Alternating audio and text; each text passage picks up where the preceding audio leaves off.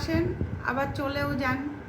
তো পঞ্চমী, ষষ্ঠী, সপ্তমী, অষ্টমী, নবমী, দশমী, দশমীর দিন রাতে আমরা সবাইকে জানাই রাত্রিবেলা ফোন করে করে। এখন তো ফোনের যুগ হয়েছে, তাই ফোন করে করে সবাইকে জানাই শুভ বিজয়া, প্রণাম নেবে, শুভ বিজয়া, প্রণাম নেবে সবাইকে। এবং চ্যাট করে হোক বা ফোনে লিখে হোক, মেসেজ করে হোক, আমরা সবাইকে শুভ বিজয়া জানাই।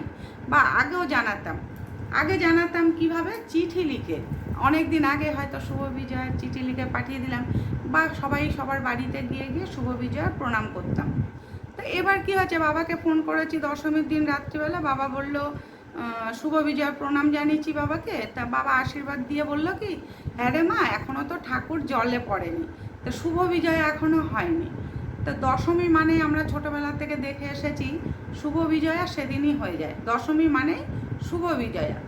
তো সবাইকে আমরা প্রণাম করি, সবাই আমাদের মিষ্টি দেয়, তারপরে সবার বাড়ি বাড়ি যাওয়া, ছোটোবেলায় যেগুলো আমরা করেছি। তা আমি খালি বাবাকে বললাম, বাবা ঠাকুর পড়ুক আর না পড়ুক, তোমরাই তো শিখিয়েছো যে শুভ বিজয়া হচ্ছে দশমীর দিনই হয়। এখন তো ঠাকুর দশমীর দিন বিসর্জন খুব কম হয়, যেসব বাড়িতে পুজো হয় সেই সব ঠাকুরই একমাত্র দশমীর দিন বিসর্জন হয়। তাছাড়া যে প্যান্ডেলে বা ক্লাবে যে পুজোগুলো হয় সেগুলো তো আরও 2 দিন 3 দিন 4 দিন রেখেই দেয়, তাই না? এত টাকা দিয়ে, এত টাকা খরচা করে প্যান্ডেল বানায়, এত সুন্দর সুন্দর ঠাকুর করে, যাতে মানুষ আরও 2-3 দিন এনজয় করতে পারে, দেখতে পারে, তাই জন্য রেখে দেয়। আমরাও কিন্তু যাই, ঠাকুর দেখি, এনজয় করি। কিন্তু শুভ বিজয়াটা যে দশমীর পরে হয় সেটা কিন্তু একদমই ভালো লাগে না। কেননা যখন যেটা তখন সেটাই ভালো লাগে। অষ্টমী যদি, সপ্তমী অষ্টমী একই দিনে পড়ে তখন কিন্তু আমাদের ভালো লাগে না। কেননা অষ্টমী সকালবেলাতেই সবাই শাড়ি পরে, কেউ ছেলেরা চোস্তা পাঞ্জাবি, ধুতি পাঞ্জাবি পরে অঞ্জলি দিতে যাবে, সেটাই কিন্তু একটা মজা। অষ্টমী আর সপ্তমী বা অষ্টমী আর নবমী যদি একসঙ্গে পড়ে সেটা কিন্তু আমাদের ভালো লাগে না। সেই রকম বিজয়া দশমীটাও কিন্তু বিজয়ার দিনটাই মানায়, অন্য কোনো দিন মানায় না। তা আমরা যেমন ছোটোবেলায় আগে বিজয়ার দিনকে রাত্রিবেলা প্রণাম করতে যেতাম সবার বাড়ি বাড়ি, রাস্তায় দেখা হলে, রাস্তাঘাট যেখানে আমাদের বড়দের সঙ্গে দেখা হতো, প্রণাম, পায়ে হাত দিয়ে প্রণাম করে তাকে প্রণাম করতাম। কিন্তু সেখানটায় যদি তার হাতে মিষ্টি নাও থাকতো, যদি বাজার টাজার হতো, সেখানেও আমরা প্রণাম করতাম। তারপর সকালবেলা হলে সবার বাড়ি বাড়ি গিয়েও প্রণাম করতাম, বড়দের পায়ে হাত দিয়ে প্রণাম করতো, তারা মিষ্টি দিত, নিমকি দিত, নাড়ু দিত। সেগুলো হয়তো খেতে পারতাম না সব বাড়িতে, কী করতাম, কাগজে মুড়িয়ে নিয়ে আসতাম, কেননা তখন অত প্লাস্টিকের চল ছিল না। তাই কাগজে, পেপারে মুড়িয়ে নিয়ে বাড়িতে চলে আসতাম।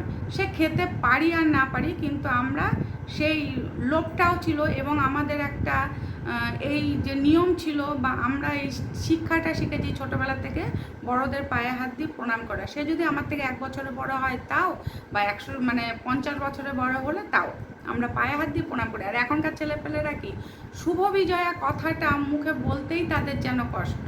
রাস্তায় দেখা হোক, বাড়িতে গেলেও কখনো পায়ে হাত দিয়ে প্রণাম করে বলে না যে শুভ বিজয়া। সে ছোটই হোক, আর একদম ছোট বাচ্চাই হোক বা একটু বড় বাচ্চাই হোক, মা যদি পাশে শিখিয়ে দিল যে বাবু তুমি প্রণাম করলে না, কাকিমণি বা জেঠিমণিকে প্রণাম করলে না, তখন কি করবে, একটু ঝুঁকে হাঁটু দুটো এরকমভাবে ছুঁয়ে এরকম করতে নেয়।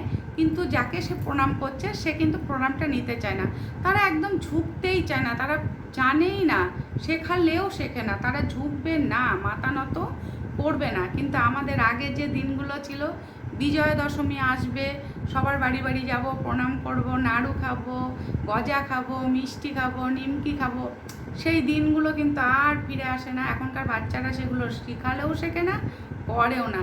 তাই আমাদের যে আনন্দগুলো ছিল, এখনকার বাচ্চারা সেই আনন্দটা উপভোগ কিছুতেই করতে পারে না। আমরা করেছিলাম সেই আনন্দ। তাই সকল বাচ্চাদের বলবো, এই আনন্দটা উপভোগ করার চেষ্টা করো, দেখবে খুব ভালো লাগবে।